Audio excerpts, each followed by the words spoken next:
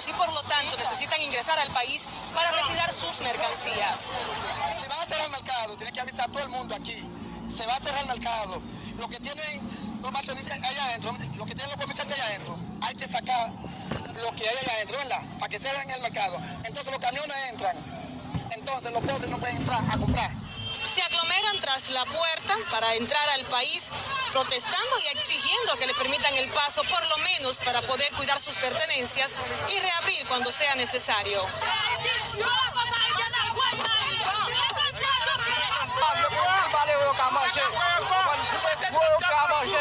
Las nuevas medidas, además del cierre del mercado, incluyen que solamente las personas que tienen documentación legal pueden ingresar al país.